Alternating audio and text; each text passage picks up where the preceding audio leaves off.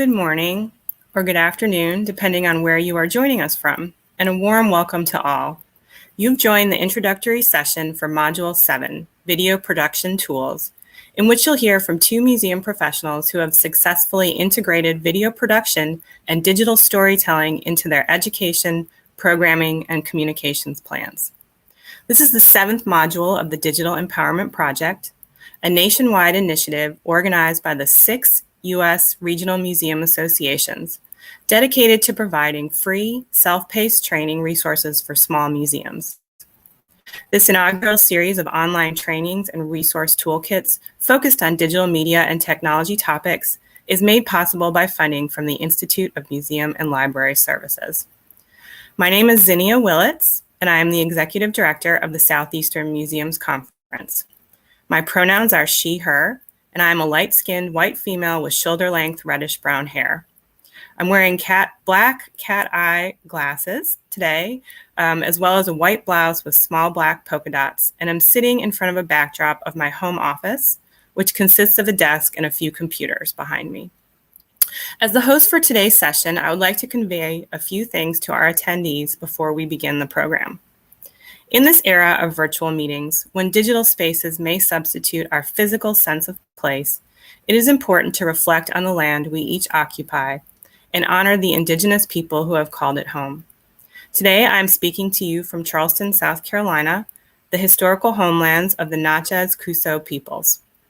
Wherever we are, let us acknowledge all indigenous nations as living communities, their elders both past and present, as well as future generations. We, the Digital Empowerment Project team, recognize that our organizations and those of our members were founded within a colonizing society that perpetuated the exclusions and erasures of many Native peoples throughout the United States and beyond. We ask you to reflect on the place where you reside and work, and to respect the diversity of cultures and experiences that form the richness of our world and our profession. And now for just a few housekeeping notes before we introduce today's presenters and get started. First, the best place to view this session in real time is on the Museum Learning Hub website under the Watch Live tab at museum-hub.org. Here you will be able to see all the captioning, chat, and others' questions. I would like to acknowledge today's American Sign Language interpreter, who will be on the left side of your screen, and let you know that captioning for today's program will be embedded in a box just below the YouTube player on our website with controls to adjust your experience. Today, our captioner is running late and will be on and rolling with the captions just as soon as possible, so thank you for your patience. The best way to continuously refine our programs is to listen to our attendees, and we ask that you share your candid feedback with us. Following today's program, you'll be sent a link to a satisfaction survey. Sharing your experience through this survey will only take a few minutes and will greatly improve our work. We encourage you to pose questions to our presenters, which will be addressed at the end of the program after the presentations. Please type your questions in the chat. A digital empowerment team member will be gathering them. We'll address as many questions as time allows. However, we may not be able to get to all the questions, and other questions may arise after reflecting on the program. For this reason, we have an online community forum for raising questions, posting answers, and connecting with your fellow museum practitioners on the Museum Learning Hub website, which you can find at museum-hub.org. If you are looking for help between programs, please visit this forum, create a login, and post your questions. A member of the community or one of our student technology fellows will get back to you. Finally, to stay connected with us and be aware of future programs, please follow us on all of our social media channels. Now it is my pleasure to introduce today's presenters, Megan Smith and Nancy Strickland Fields. Since 2006, Megan Smith has been the K-12 Curriculum and Digital Learning Specialist at the Buffalo Bill Center of the West in Cody, Wyoming. She previously worked as the Assistant Director at the Nature of Things, an environmental education outreach organization in New York, and has dedicated her 20-plus year career to interpretive education at museums, nature centers, and other organizations. In her current role, Megan manages the direction, development, and implementation of all K-12 curriculum and digital Learning Initiatives at the Buffalo Bill Center of the West. Today we will also hear from Nancy Strickland Fields, the director and curator of the Museum of the Southeast American Indian in Pembroke, North Carolina. Nancy's 18-year museum career has been focused in museum education and administration.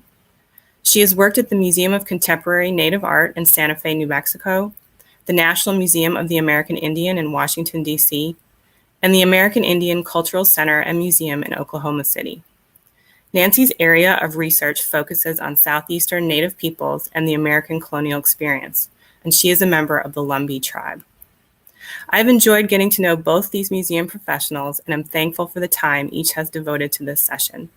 Now I'm pleased to turn the floor over to Megan Smith to begin our session.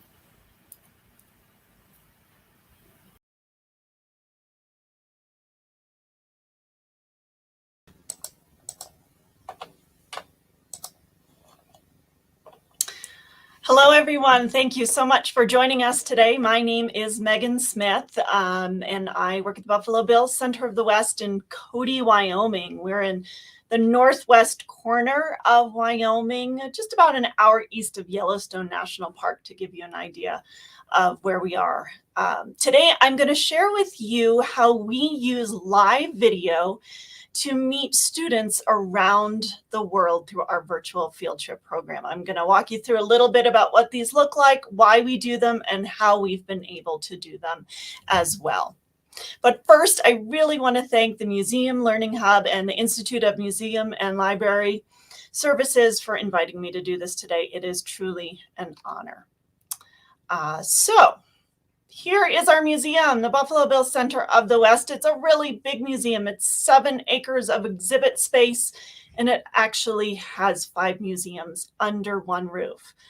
I live in a town, though, of 10,000 people. Wyoming itself has about 600,000 people. So we are in actually the least populated state in the U.S., and because of that, we've really had to look at some strategic ways of reaching out to our audiences beyond our brick and mortar. I'd like to pause, though, before I continue and acknowledge the peoples who have called this land home for thousands of years. So there are 27 current tribes that have historic connections to the lands and the resources now found in and around what we call the Greater Yellowstone ecosystem, which Cody is a part of. For thousands of years, this area was a place where Plains peoples hunted, fished, gathered plants, quarried obsidian, and used the thermal waters of the Yellowstone area for religious and medicinal purposes. Today, we have one reservation in Wyoming where the Northern Arapaho and Eastern Shoshone live. All right, so I want to get started. Our time is going to go really quick together. So I just want to introduce our virtual field trips. Given our rural location, we're always looking for ways. My job especially is to reach out to K-12 audiences. In a typical kind of, field trip year, we get about 5,000 students that visit the center. And in 2013, we wanted to look at how we could reach more students and really bring the American West alive to them. And today I'm going to outline that a bit for you. Now, I want to stress, this is our journey. Many museums have virtual field trips and use live video, and their journey is completely different. So don't think the path that I show is the path you have to go. It's just the way that we chose to go and has worked for us. So as you can see, our live virtual field trips are fun, and they're not just streams. They are truly live. They are interactive. We are talking to students, and students are talking to us. We can see them in their classroom. In this past year and a half, we've seen them from their homes as they've joined Zoom calls or team calls. This live is the essence of what we do. And as you can see also from these pictures, we have fun. It's not just the students and teachers who have fun. We're having fun as we are learning from students too, because it's not just about us. We are not the sage on the stage during these live video productions.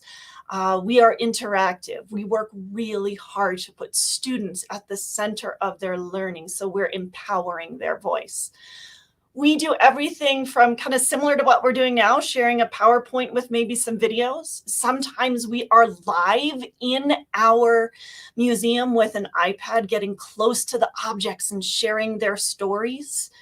And then, you know, a year and a half ago, we all went home and we just pivoted and started doing this at home as well. We literally had Rubbermaid boxes of hands-on objects that we all took home, set up, and just kept on going so that we could be as accessible as possible during a time when accessibility was so hard to find. And I'll share a little bit about how we have done that. So what are these virtual field trips? What are these live video presentations? Well, they're all national standards based, meaning multiple content areas in benchmarks. And we work really hard so that it's not just, oh, this is meeting social studies benchmarks. No, maybe we're putting some art in there as well, even some math and some science. Because we are a huge place with art and science and history and culture in our museum, we're really able to do that well. As I said, they're live and interactive. They're not about us talking at the students. The students are truly at the center of their learning, and we try to imply inquiry practices as best we can. Of course, they have to be relevant to our collections. They have to be part of the story that our museum shares. They're grade appropriate. We have wonderful educators who know that at kindergarten level, what you teach at kindergarten level is not what you do at 5th or 12th. So we work really hard to make that appropriate, not just for the grade level, but also the beauty in the live interactive video is that we can tailor these. We can see where kids' interests are, where their questions are, so we can really make it relevant to what they're learning in their classroom. So these are some of the virtual field trips that we offer now. And now I want you to remember, we started in 2013. We didn't have all of these. We started with one live video virtual field trip, and we went the really easy route. We decided we were going to take something we were already doing on site that was working, and we converted it to these live video sessions. We started with amazing animal adaptations. It's interesting how it all started. It started with a partnership, a very mutual, amazing partnership with something called Skype in the Classroom, which was then later owned by Microsoft in education. And Skype in the Classroom was a beautiful thing. We didn't have to spend a penny on advertising. They had a platform where teachers could get online and register, and there was kind of a built-in audience there. And then at that time, we used just the Skype platform, as that was kind of before Zoom took over. So this really great relationship did help us to get started. But like with any partnership, sometimes you have to pivot. And as it turns out, Skype in the Classroom dissolved in December. I'll talk a little bit more about that as I kind of talk about partnerships and how important and beneficial they can truly be. So again, today I'm talking mostly about these live video sessions, but something to consider when developing these virtual field trips is the resources that are going to accompany the virtual field trip, pre or post activities. And these can be YouTube videos. Use what you have to get started and think about how you can build new videos.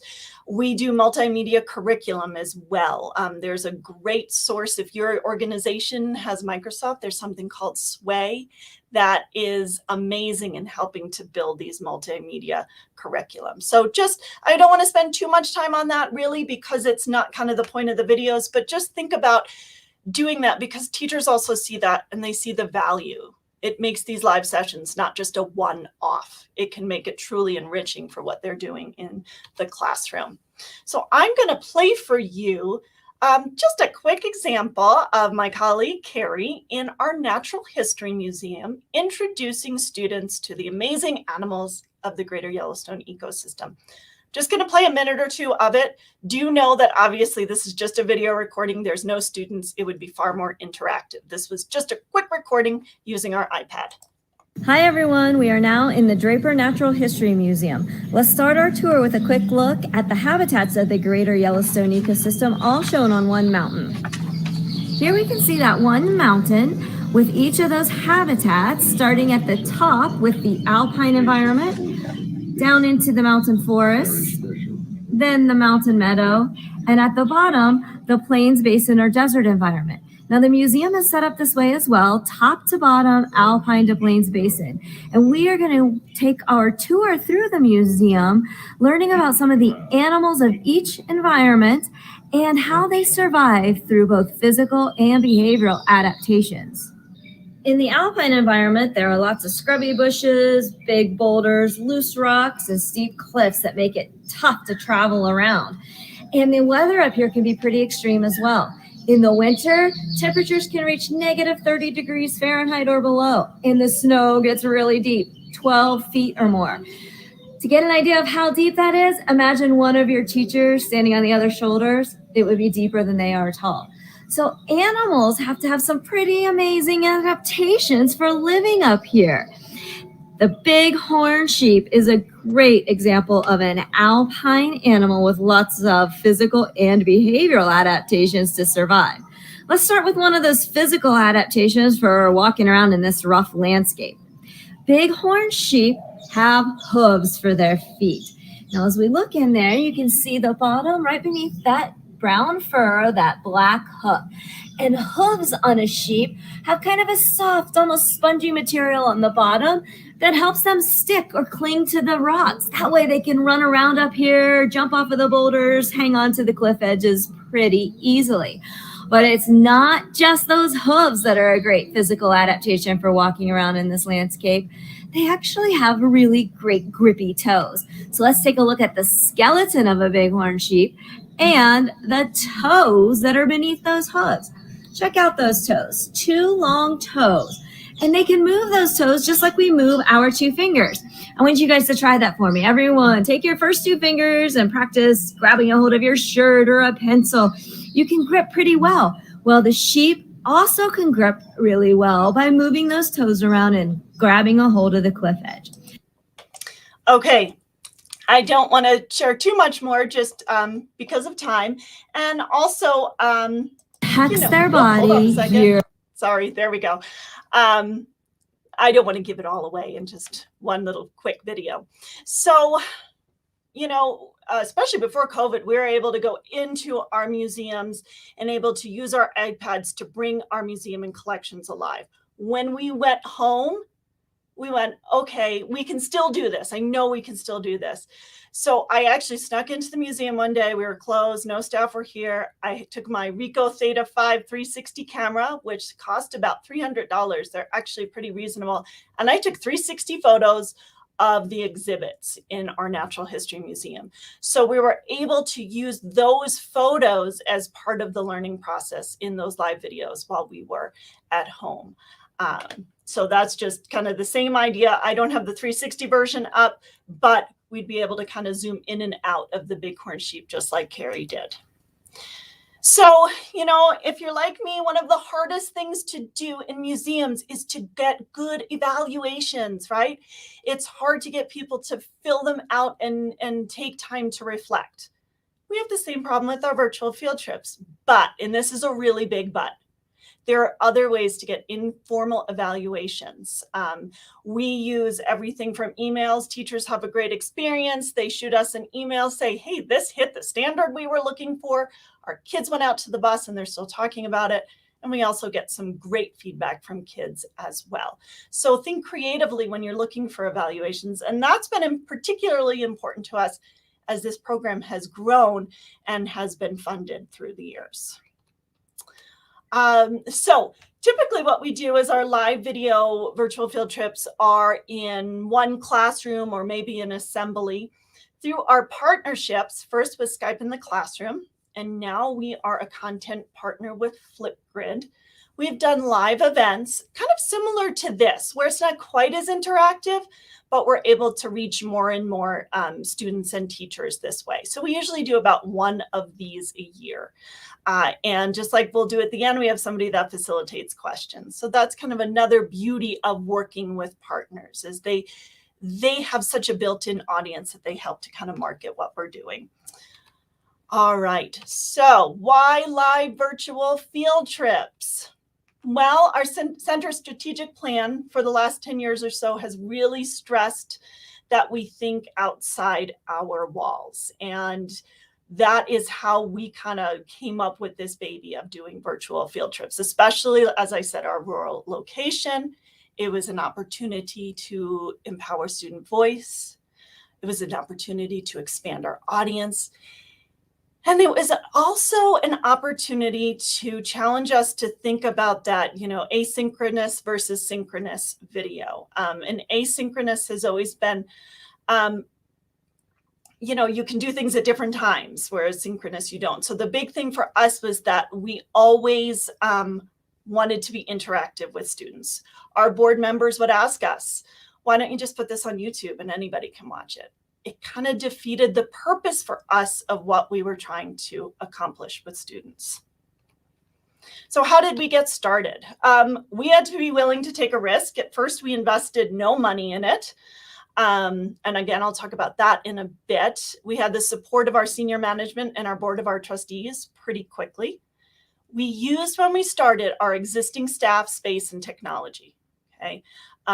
We kind of did like a brain dump. Okay, what do we have in the museum that we can use? And that's how we started. We also, as I said, partnered with Skype in the classroom. We had to be willing to embrace failures to find success, right? I believe in that so much. In order to be successful, you have to fail. So when things didn't work, we tried something again. And we also wanted to use what we already know and do. There was no point in reinventing the wheel for these programs. Flexibility was huge when it came to all of the hows that we were doing, okay? We were always having to pivot, and we're used to that in the museum world. So as a brainstorming team, and I would challenge you to do this too, as we were developing these video experiences, we asked questions like, will we be delivering the virtual field trip within a gallery or in a dedicated quiet space? What works well on existing program that we can adapt? What are the important concepts we want to cover? Virtual field trips via video are always shorter than guided. The attention span is going to be different. What standards and objectives do we need to meet? And what resources do we need to gather? Especially if not using just an iPad walking through the gallery. And I'll talk a little bit about, I'm just keeping an eye on time. I will talk a little bit about what technology really works well. Real quickly, each of our kind of video experiences has a very flexible script. In no way is this a script that our educators memorize when delivering these. I just want to set our educators up for success so they have everything in front of them that they might need. Just as we're empowering student voice, we want to empower our educators as well to make their experience with the students unique. So what resources have we used? In the beginning, we went to our IT department and other staff members and said, hey, what do we have that we can use? As it happened, we had a huge smart board that was just kind of waiting for us, but that was kind of good luck on our end. We considered starting with a laptop or a desktop, also with a good webcam or a tablet. That's all you need. I'm sitting at my desk right now with a webcam. If you really want to give it a try, you can start there. Make sure you are either hardwired to your internet or have boosters for your wireless. And it's not expensive to get wireless boosters. You can talk to your IT department. That kind of helps with some of the dead spots that might exist in your galleries. This is really important. Decide as a team the amount of time per staff member to develop, to deliver, and schedule these virtual field trips. Okay, we started small. We ended up going really big, and I'll show you how big here in a minute. And plan for the future. Create a wish list for technology and staffing. Dream big, but make sure you dream big with purpose. Seek grants and funders. reach out to other organizations, find out what they're doing, and enrich your live virtual field trips with learning assets. And we already talked a bit about that. Okay, so how have we grown? I'm going to skip this slide just because our time is getting really close here. So we started in May 2013. We've been really lucky to have funding since 2014 to support this program so we could grow this program really big. I talked a bit about our partnerships and how they come and go and how beneficial they have been. Stay up to date on technology and choose equipment that works for you. Don't just buy technology to buy technology. And I'll just go through these maps quickly. This is our impact. We have virtual field trip live video sessions with kids in every state, over 50 countries, and we've reached about 150,000 students doing this. Elementary is kind of the golden grades that participate in these. And then technology, I talked a lot about this already. A computer or a webcam or a tablet, that's all you need to get started.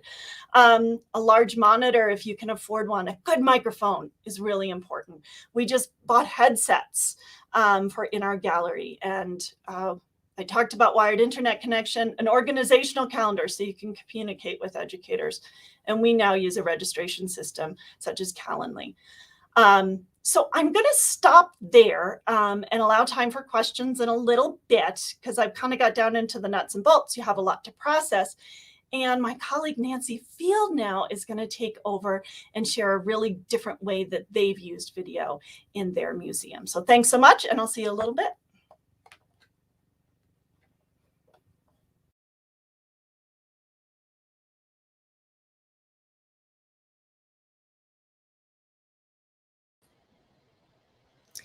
Thank you so much. You guys are doing amazing things, and that is super impressive.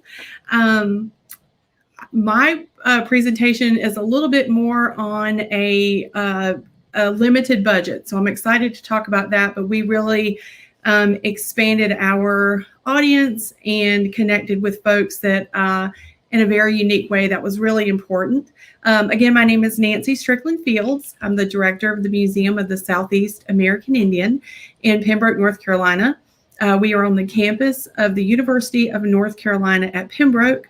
We're located in the southeastern part of North Carolina. We are situated in the ancestral land of Lumbee people. The Lumbee tribe is actually headquartered in the town, in Pembroke, the town itself. So we're very fortunate to not only our scope of the museum is to tell the story of Southeastern Native peoples, but our stone's throw in the pond is Lumbee. And so we are privileged to have Lumbee right here next door to us. What I want to talk today is about privileging American Indian stories and experiences, which uplift the mission of the museum. In fact, many Native stories have not been privileged, especially among immediate local community, North Carolina, and throughout the Southeast. And we wanted to address that. And we wanted to create videos that were accessible for our Native community in a way that was authentic and it was interactive and it included them. And social media platforms allowed us to do that and kind of break through some of the budget issues, the accessibility issues, and also the resource limitations that we were facing. And we were able to do that beautifully through very limited tools and utilizing social media. And that allowed us, as Megan mentioned, to go beyond museum walls. Among American Indian community and even among rural communities, it's not a common practice for people to visit museums. And so sometimes we have a challenge or have to be really creative or savvy to bring people in the museum. But we wanted to create something that engaged folks outside of the museum and then hopefully would bring them in and we could share some of our exhibits and other programs. So we focused on, I want to talk today about 4 main features, and one of which is actually fixed in the museum. We came up with an exhibition called Ma and Pa's Front Porch. That seemed very authentic for us as Southerners. The front porch in the South is a place where people gather around. We sit and we talk and we share stories. It is a traditional space. and also a shared traditional space among American Indian communities. What we did, and I'm sorry I don't have photos to share with you all, but maybe I can get those out to you through this platform or through an email, is we built a facade of a front porch, a real simple kind of quintessential Southern front porch. And we were fortunate, we had the theater department here help us with this project, and students got to pitch in. And we created a front door, and we put in a vertical monitor that we could plug in a flash drive and record community stories or kind of in-museum interview videos from the front porch that we would then download to the flash drive and plug into this monitor. And then it would play on a loop. And the idea is to get people excited about their own stories. And as this video is playing in the museum on this front porch, then people could say, oh my gosh, I have a similar story. Our family did that. Or I have another version of this story and I want to share. We use a tablet, an iPad. We got a microphone and a ring light, and our front desk staff is trained, and there's instructions for the visitor to come over, get that front desk person, and have them help record a video. They are about, we ask people not to go beyond 20 minutes, and then we edit those down to about 3 or 4 minutes. And then it becomes part of a loop, and we have them sign a waiver and permission to use and all that stuff right on the spot. So with limited resources, I think all invested, it was a little over $1,000. It has become an incredible opportunity for us to gather stories. So I want to share, if I can, a quick clip. Now, I will say, I'm going to start with probably the most polished one, and that's of our chancellor and his wife talking about growing up in Pembroke. He actually is Lumbee, so we thought that was a good start. So we'll play this video to share the content with you.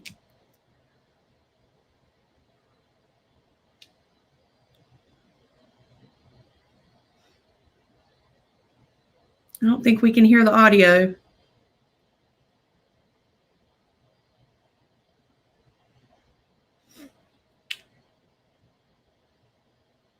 And this is how we tested this, and it was great. But you know, Murphy's Law, right?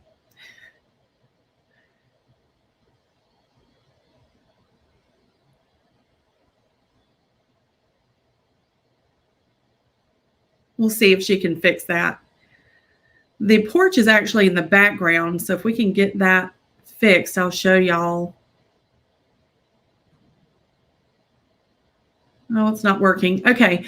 Well, that's okay, because behind the chancellor, actually, if you'll let that keep playing, you can see, and you can actually read the captions. That was a production problem that we needed to address, but where the light is reflecting on the monitor, you can actually, that's the door where the monitor is located. And that's the front porch, and it's just a facade built against the wall. And the monitor is just embedded within the door. And it's funny, the plug is behind the door. So when you open it, you can't open it too far because the cord will only reach so far.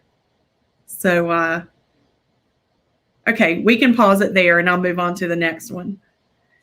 And maybe, hopefully, we can figure it out.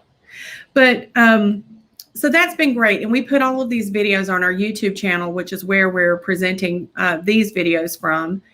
And that's created more accessibility for folks who can't come into the museum and see view the videos on the porch, or don't typically come in the museum, or have never been, or maybe that's an attraction to bring them in. So that has worked out really well for us so far. The next video feature that we did focused on storytelling especially is we, like most museums, shut down during the pandemic, and we felt it was really important to stay connected with our audiences and especially our Native communities. But our communities were really hit especially hard with COVID cases and different impacts, and kids struggling in schools and all of the things that we all suffered through. And there was a moment last fall, in fact, where we really felt like we wanted to uplift the community. And I was reminded of the way back, I think it was the 80s or 90s, the series Chicken Soup for the Soul.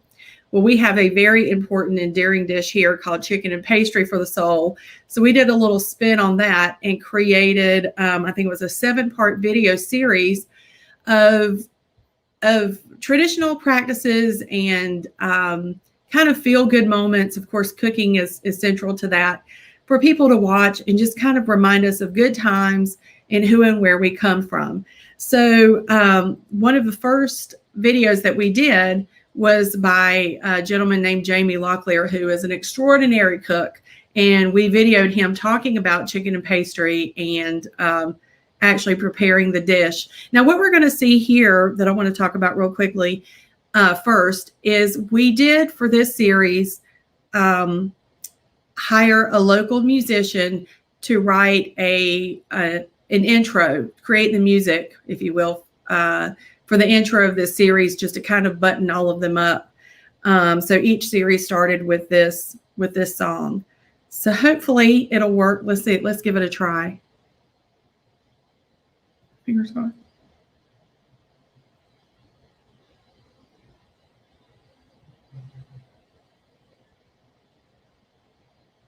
No music? Okay. We can go to our website and check it out.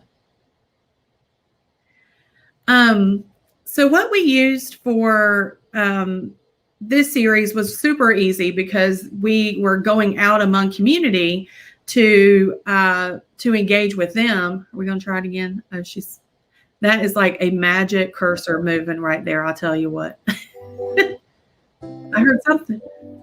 There we go.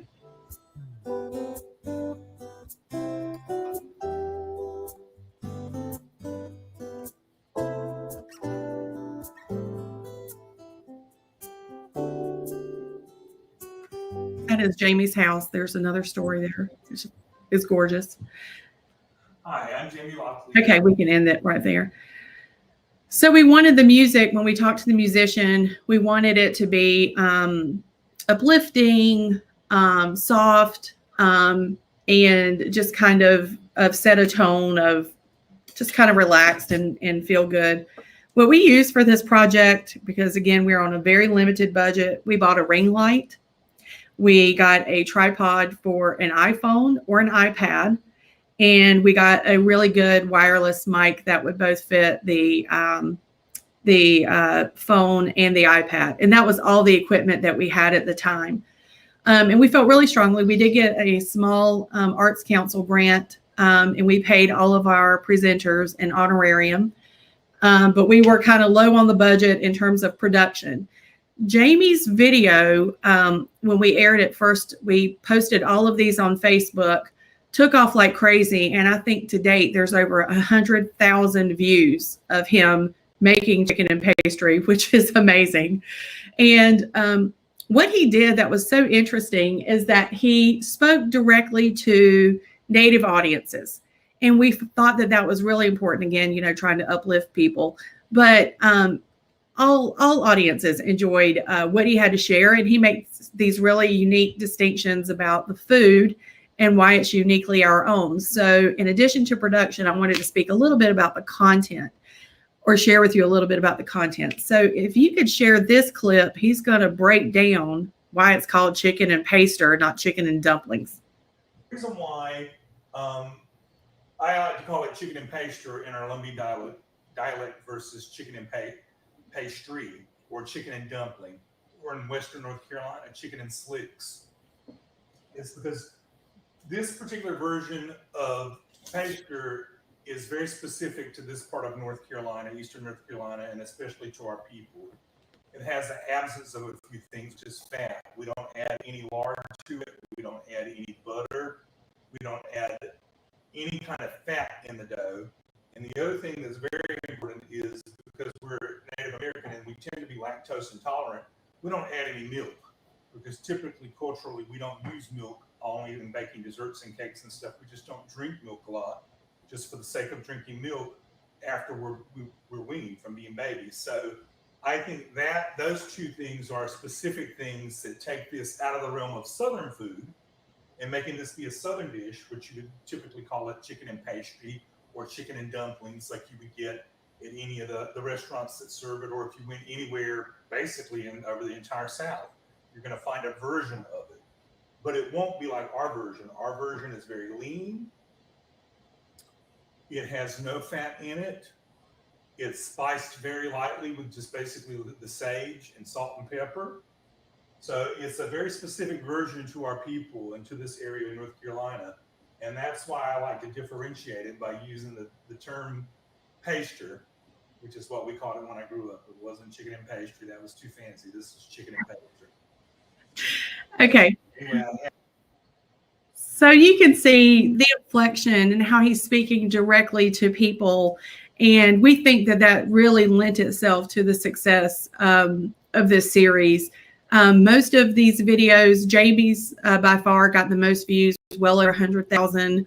And, you know, we got all kinds of emails and comments on Facebook and then on YouTube about how great it was, or shared culture. And we found that it really was sort of a bridge between our audiences, right? It was this kind of ability to connect with one another, even when we were all locked down in our homes and weren't able to be among one another. And it was very meaningful, and it did uplift a lot of spirits, which was the goal of that program. We've been asked quite a few times about repeating it. So hopefully we can afford a little more, a better camera and lighting equipment and that kind of thing. But just for myself and our front end, our visitor services person, to go out with that simple equipment, it performed really well, and it did great for us. Along with kind of coming out of the pandemic and into that phase of the pandemic and into the spring, and I keep talking about that because that really was a time that pushed us into video production. How could we engage with audiences? It was an arena that we needed to step into more soundly prior to that anyways, and this just kind of thrust us into the middle of it and forced us to figure out what can we do with not a lot of money. So we took that same equipment and then we kind of dipped our toe. This was, again, back in, I think, March, into the TikTok arena, not knowing really what to expect, but we wanted to engage with, and some of the analytics from Facebook told us who our age group was. So at the time we were like, we really want to connect with younger audience as well. We've done great with chicken and pastry for the soul. TikTok, we hope, would do that for us. So we ended up taking that same equipment and we hired an influencer, and processing that paperwork through our accounting department was interesting, but we got it done, and now it's totally a thing. We kind of paved the way. But we paid an influencer who is Lumbee, and we followed several people's social media to see who was getting the most likes, what was their presence, was it positive, how were they regarded among the community. And we ended up hiring a young lady named Danielle, and we paid her $1,000 for 6 videos. In these videos, I tried to go back and look. I think the one you're going to watch first has close to 300,000 views. It has 46,000 likes. And then TikTok also gives you the analytics of who's, how it's making it on their page and all of this stuff. But I thought we might get 20 or 30 views. I had no idea it would go that far. So if we can watch our TikTok video. Who are the Lumbee people? So at 65,000 members strong, we are the 9th largest tribe in the nation. We're the largest tribe east of the Mississippi River, and we primarily reside in Robeson, Scotland, Hoke, and Cumberland County in North Carolina. Here today, I'm at the beautiful Lumber River near Harper's Ferry Baptist Church. You might catch us around here eating us a good old collard sandwich, collard wrap, or drinking us a good old Pepsi with some peanuts in it. Or you might catch us here in Pembroke, North Carolina at Lumbee Homecoming. But perhaps most importantly, we are a people of the South. Melinda Maynor Lowry, who's a Lumbee historian, said it best. We are the original Southerners, and we were here before something called the South ever existed. Who are the Lumbee people? And I think for that video, what was interesting is that Danielle was holding the camera herself. And that was okay. And you could hear cars in the background, and that's okay too. We realized that we want to put our best foot forward and be as polished as we can. But each of these social media platforms, especially in video capacity, they're kind of have their own license to allow things like that in the background, and that adds to the authenticity of the video. And I don't think that if it would have been more polished or kind of had a higher quality production, that it would have performed any better than it did. In fact, there was a little bit of confusion. We did the hashtags with the TikToks, and it was from our page, but everybody thought that it was just her TikTok. So we had to, even though we put, like I said, our logo on there, people still thought it was hers, which was great, right? That was the point of kind of pulling from her influence. But she got a whole lot of likes too, and it was very organic and it worked. And so we are trying to continue with TikTok and in that platform. We're actually hiring a new person to do that here soon. So I'm excited to engage, get back on that platform for the museum. Okay, so the last video series I want to share with you, we actually used university production. We did another monitor feature inside of an exhibition to talk about a really difficult history here among the Lumbee community about when the Ku Klux Klan wanted to host a rally here. And it's a sensational story. Surprised a movie hasn't been written about this yet.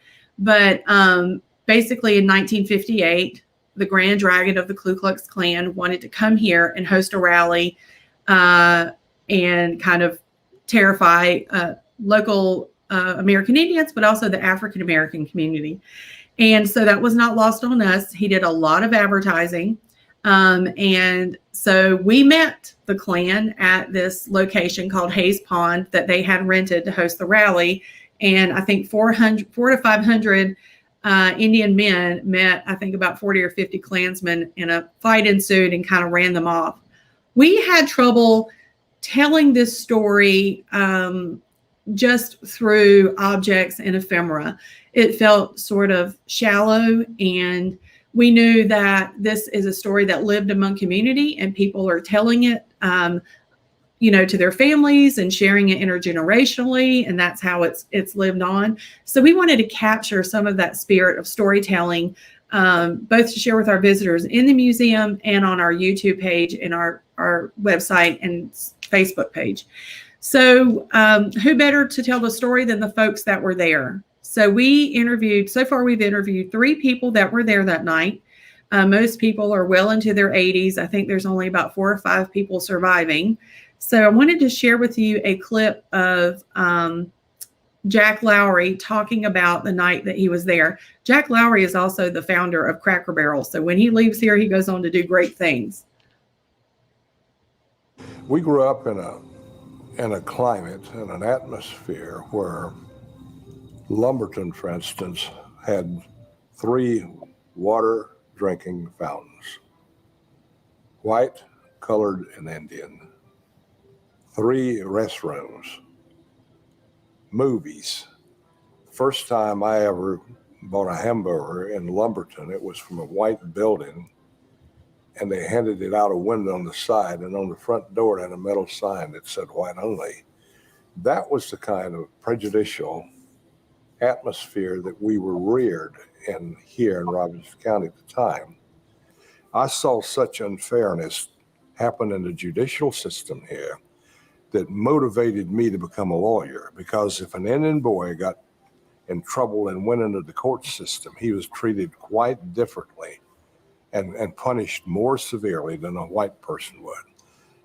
So you saw those injustices develop here and all the things. But what it did was it made us tough. It made us, we didn't bow down, and we didn't back up. And consequently.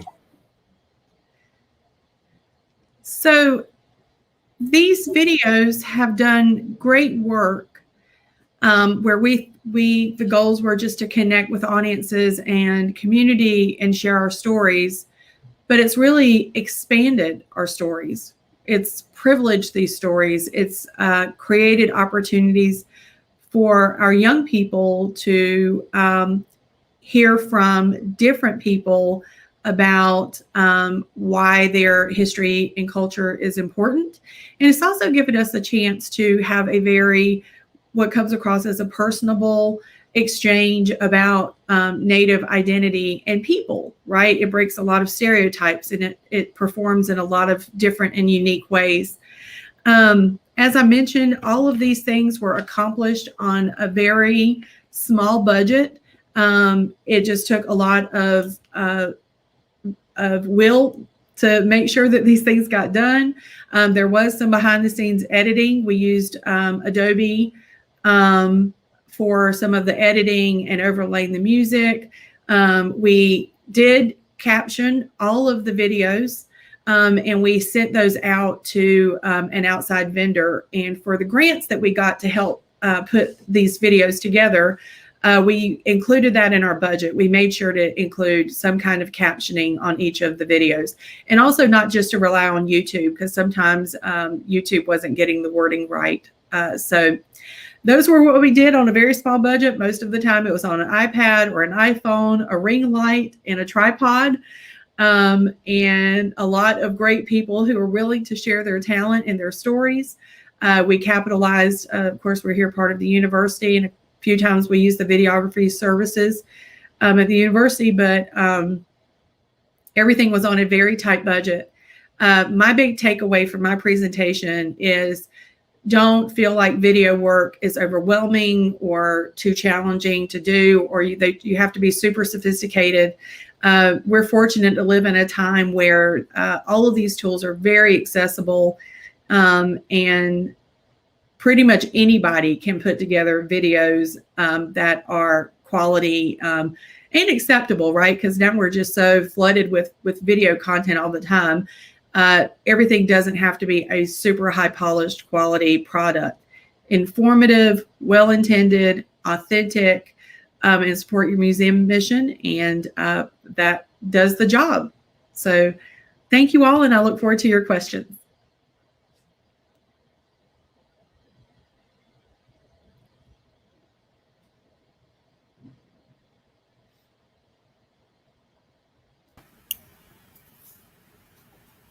All right. Well, we're back, and I truly enjoyed listening to all of that from both of you, because in a way, Nancy, what you just said about using video to connect people to a topic, I mean, that's what this introduction session is for this digital empowerment project, a way for attendees to see real museum people who are, connecting to whatever this topic is with video production tools. So it's really amazing. We've got just a few minutes for questions. We have had some that came in.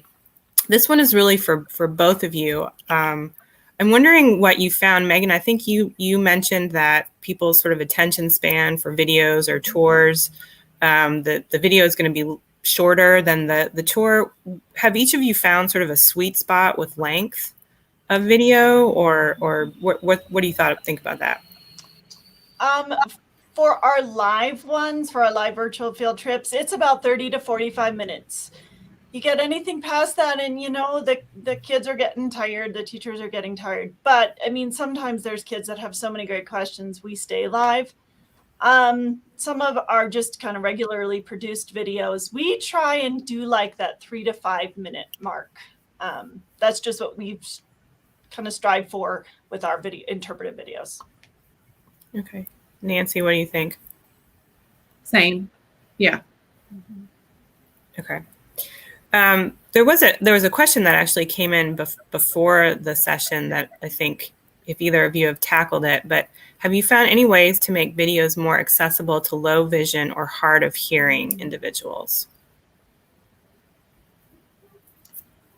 We haven't, since we just are kind of mainly using social media platforms. But what I'm hoping, and not a cop-out, but just how we have limited resources, is we've looked at YouTube, for instance. How does that address those needs? Or TikTok, Facebook. Some of them have built-in features for users that that's how they're receiving their content anyways. And we've also found that now UNCP, we do have to meet certain criteria. So anytime we put anything on our website, those needs are met. But if we try to integrate the two, sometimes they don't perform or function the way that they're supposed to. For instance, Facebook might not take a video that has enhanced audio as it was intended, coming from another kind of program that lives on our website. Facebook's going to override their features that they have over what's in that program. Interesting. So much to learn. Megan, what do you think about that? Well, our curator of our art museum has really tried with everything new that she does to really think about accessibility. We have an audio walking tour that people can take, in the museum, but she's recently converted that to YouTube, and the description in the audio tour is so good that you don't need to be seeing anything on the YouTube screen, because she explains the art so beautifully. So I'd say she's in our institution, she's taken the lead on experimenting too. It's hard to get it right. That's just great advice, that it's all sort of evolving. And the great news is that, museums of all sizes are doing this. And so there's lots of examples to be able to go to a YouTube site and see how it's working. So unfortunately, we are at time. Y'all did a beautiful job keeping time, and I think that we could keep going with questions. But it's my job. I got to wrap us up. But I really want to thank both of you for sharing your experiences with video production. And as I said, it's one of my favorite parts of this entire project, is being able to get to know and know better. And Nancy and I work together sometimes. Anyway, to see what people are doing across our country with all of these different tech topics. So thank you all. So now I'm just going to close this out with a few final reminders. If you enjoyed this program, then please do us a favor and share it with your networks. We really appreciate the participation of our attendees and hope to see you in the chat and on future programs. After each of the modules, all of the videos will be available on the Museum Learning Hub website as a complete toolkit of resources provided by our presenters. So stay tuned to museum-hub.org for more information about all of our upcoming events. And also please remember to follow us on social media to stay aware of future programs, and visit the forum on our website to ask any questions if you've got questions that we just didn't get to on today's program. And then if you could complete those surveys, we would really appreciate it. So finally, please join us next Thursday, October 14th, for the first technical training workshop for Module 7, and that's going to focus on video production basics. So some of the things that Nancy and Megan both touched on in terms of how they structure their videos, we're going to take a little bit of a deeper dive. And the session will be taught by Luke Mahaffey, the Media Services Coordinator at the North Carolina Museum of Art in Raleigh, North Carolina. And it's going to address the basic tools needed to produce videos for your museum. So I have certainly enjoyed being today's host, and I'll look forward to seeing everybody again next week. So thank you all for attending today's session, and have a terrific day.